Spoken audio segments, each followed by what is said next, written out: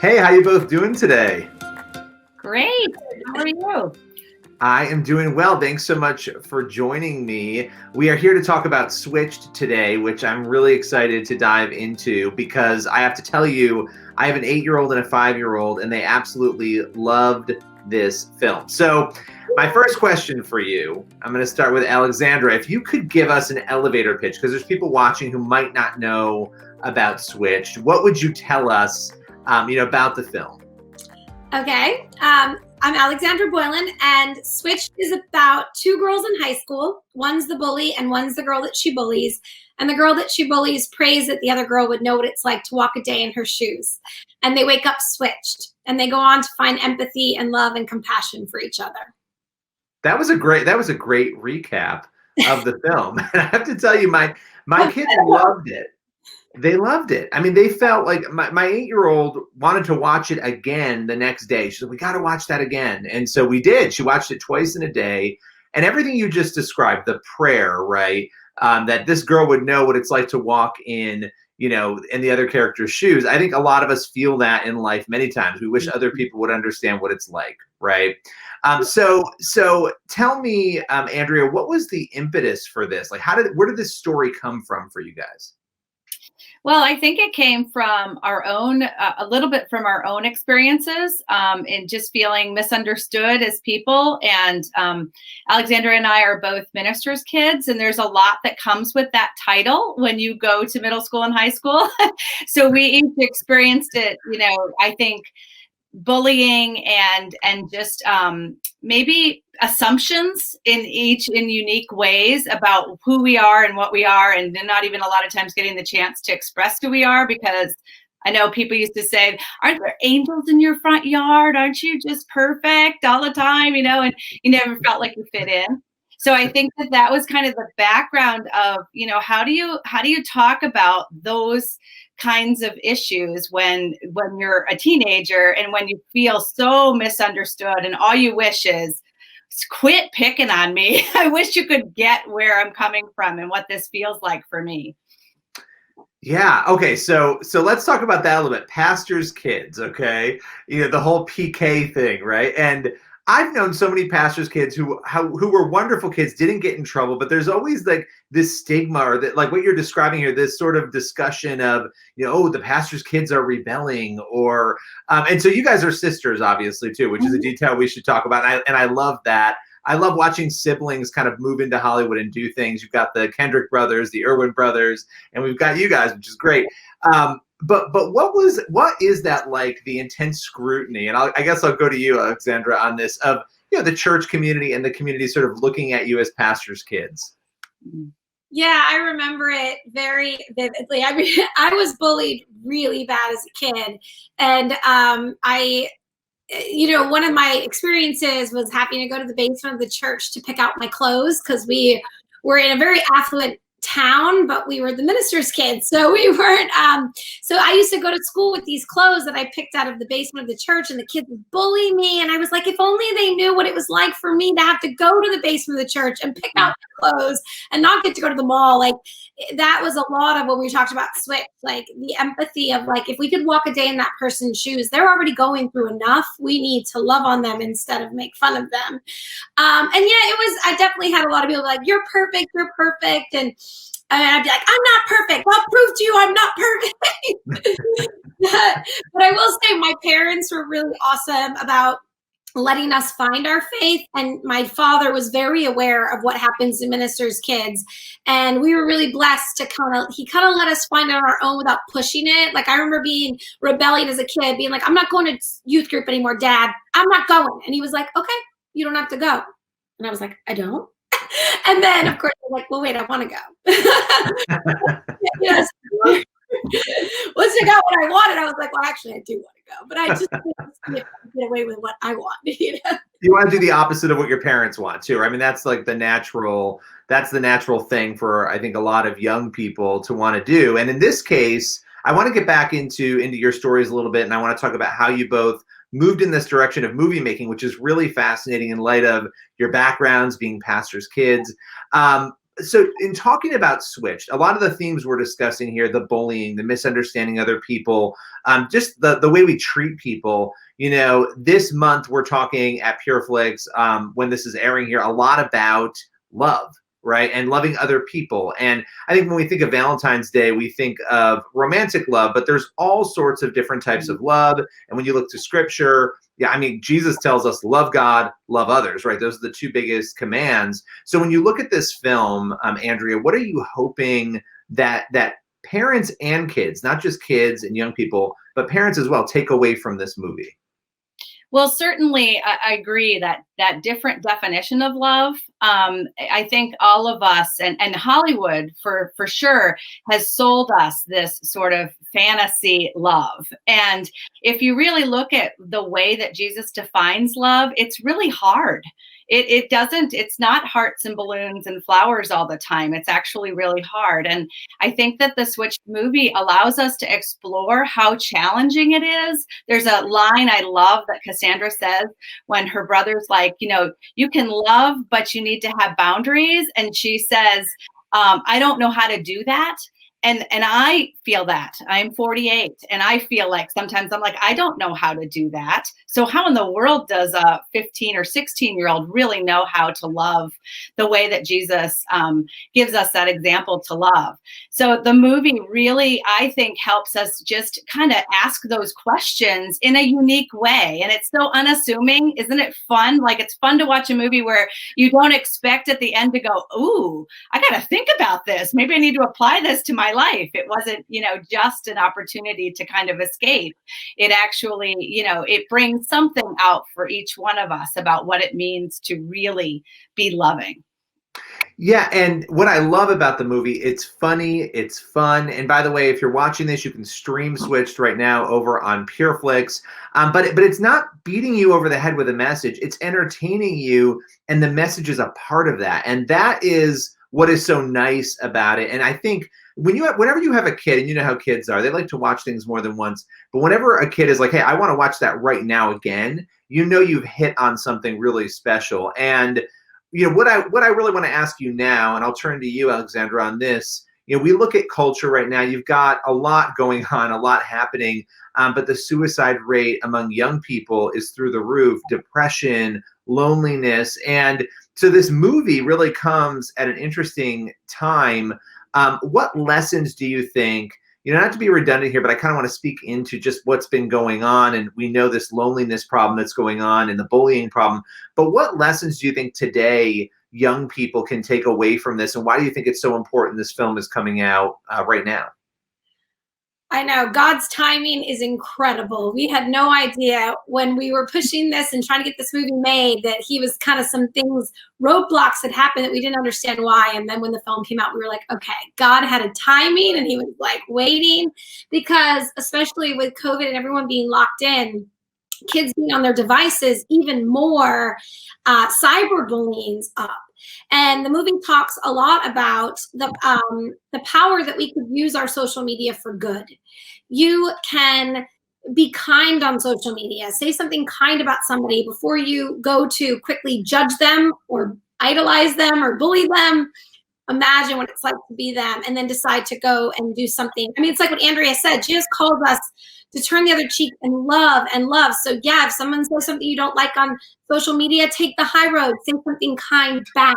Don't go into feeding the fire of anger or bullying, and because we have no idea. I think that's the other thing. It's so easy to write something on a computer screen and not see the person on the other side that is affected by that, and the ripple effect, the negative ripple effect it could have on their life, as opposed to saying something positive and the ripple effect of the positivity it could have on their life. That's so good. And you get so sucked into it too. I think all of us, looking at social media and the way that it's transformed and changed the way that we communicate. I mean, for a lot of these kids, and we see this in Switched, right? You leave school. Back in the day, you would leave school and it was done, and you'd have like a reprieve for 12 hours, and then you'd go back and you might deal with it again. Now, the bullying is with you all the time. It's on your device. It's on social media. It's everywhere.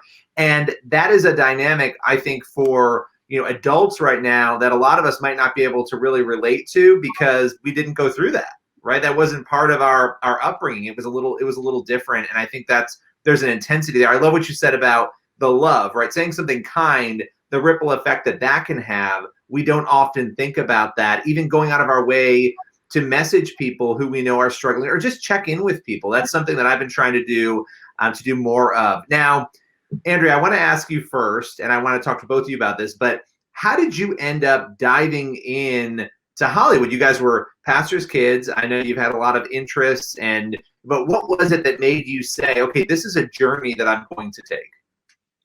Well, I was invited by Alexandra, so it's interesting that you asked me first, but I will tell my part of the story and then let Alexandra kind of piggyback on it. But I'm actually a licensed clinical social worker, and I'm a mom of 3, and I'm a pastor's wife. So just as a little added bonus there, I said I would never, ever, ever marry a pastor after being a pastor's kid myself. And don't tell God never, because he often has something else in store, and it's been a wonderful journey. But the way that I was invited into the faith-based film world was because we got an opportunity, Alexandra got an opportunity to look at what it looks like to make faith-based movies. And she invited me into the conversation. And literally, I was only supposed to be a consultant on a script to read what she was working on. And then I kind of dove into, which faith-based movies do I like? Why do I like them? And what would, if I had the chance to be part of this, what would that look like? And that began a conversation that ended up from consultant to writing partner, and now it's history. That's amazing. I love that you were invited into it that way. And I know for you, Alexandra, your path is a little longer and it extends into different arenas of entertainment. So take me through yours. Oh gosh, do you have 10 hours? No, I'm kidding. So I moved to LA at 19 years old. I was a little whippersnapper, awesome parents who supported me. I was like a kid we're from Boston, Massachusetts, like upstate Massachusetts.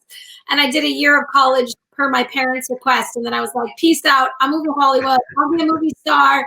See you later. See you on the big screen. And then I moved out to LA literally all by myself at 19 years old. And I got kicked around for 10 years trying to make it as a movie star, as an actor. And then I actually relocated to New Mexico in 2009 when the film industry was kind of booming there. And I met all these incredible independent filmmakers. And I was like, let's just start making our own stuff. And I'll give myself the starring role. And then I don't have to wait for someone to pick me anymore. And a group of us got together and made a thriller, literally like in a backyard, just made this thriller that ended up selling. And I had a meeting with my sales agent. We were talking about what was next. And he said, why don't you make faith-based films? And I was like, what? Like, not the trajectory I was on at all. And I walked away from the meeting going, oh my gosh, God just called me to make faith-based films. And I was like, okay, all right, that's totally, like, you know, it was amazing. I mean, I'm so glad he called me to do it. But it was like he hit the table being like, this is what you're going to do with your life after all these years. And you knew, you were kind of like, okay, this is going to be the thing, right? It's going to be well, actually, I've been pursuing the industry for so long that you never kind of know, because you're always hustling and it's such, it's so competitive and lots of rejection that I was like, when I felt God called me to do it, I was in. And then I called Andrea and we were talking about it. And, I don't have kids. I did live in Los Angeles. And I was like, I kind of need someone who like has a family and lives in the real world and not Hollywood. And then we got to talking. And one of our biggest things when we were talking about our first film, which is Catching Faith, was making a movie from the female perspective. And it was really, and I was like, okay, we'll make faith-based, but we want to make it about a woman. And God really blessed that journey of Catching Faith and everything he did with that. And that was the beginning. I literally put everything I owned in storage. I lived in Hancock Park, California, this beautiful place. I put everything I owned in storage and lived on the road for a full year for us to make Catching Faith.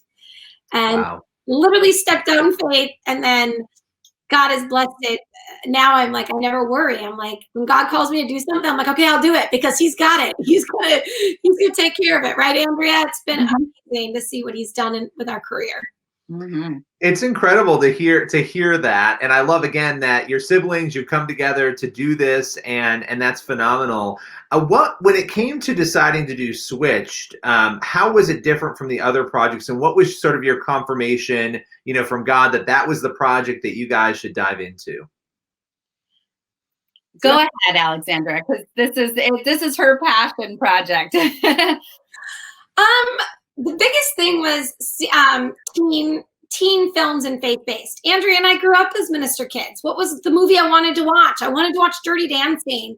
The next generation wanted to watch Mean Girls. So we were really like, how can we take what Hollywood's doing and make a faith-based teen movie that's fun? Like you said, like our favorite compliment is that kids watch it over and over, like Legally Blonde and Mean Girls and Clueless. And that was something we were like, how can we do that but speak to Christians and Christian girls who are looking to watch something with their mother, but maybe some of the stuff that was being made wasn't so relatable. That was really, Andrea and I kind of look at our films. You guys also, Pure Flix has our movie Wish for Christmas. We look at ourselves as Disney for Christians and doing the fun outside the box, wanting the parents to sit down with their kids. So for us, it was really about making a mainstream teen film for kids that maybe weren't getting, all the way down to the wardrobe. We were like, the wardrobe has to be hip and fun, and we have to do makeup, and just, I could go on forever. But anyway, that was sort of like what we wanted to do. I wanted to do things that when we were kids, we didn't get, that we wanted to provide for kids in this generation, that they'd have stuff like, we'll have people write to us and be like, I can't believe this is a Christian movie. I can't believe this is for me. And I'm like, yay, it is for you. And I'll piggyback on that and say that I had led youth group for about 15 years. And some of what I found also was that, yes, our youth group would watch some content and have a meaningful conversation, but it often wasn't the thing that they would want to share the next day at school with their friends or somebody who was further away from God or not seeking God at all. And so Switched was a real opportunity to make something that was really fun that you could share with your peers. And I had 3 teenagers myself. And so that idea of you wanting to go and share this with the people that you hang out with, and that was a big part of Switched. Yeah, and you're tackling something, and I think it's really easy for people. People will say all sorts of things. Why aren't you guys making this or doing this? Not you two, but just in general when it comes to faith-based films, right? Why isn't this happening? And how hard it is. It's almost a miracle that anything would ever go from a script on paper to become a movie. It is a very hard thing to do, right? Same for TV shows. And yet you're tackling areas that haven't been really tackled yet. And this is what I love about this part of the industry. And for fans to understand that as time goes on, the industry is going to grow and do new things and hit those different titles. And so I think you've really hit on a genre that is much needed, especially for young people, right? I mean, we know that young people are the most disconnected from church. They're the most, nun, not Catholic nun, but nun as in no faith, right? Generation right now, young people. And so speaking into it is incredible. And I'm so excited to see what you both do next. Thank you so much for coming on today and talking about Switched. For everybody watching, you can check out Switched on Pure Flix. And I hope to see you both back again soon on the show. Thank you. Thank you.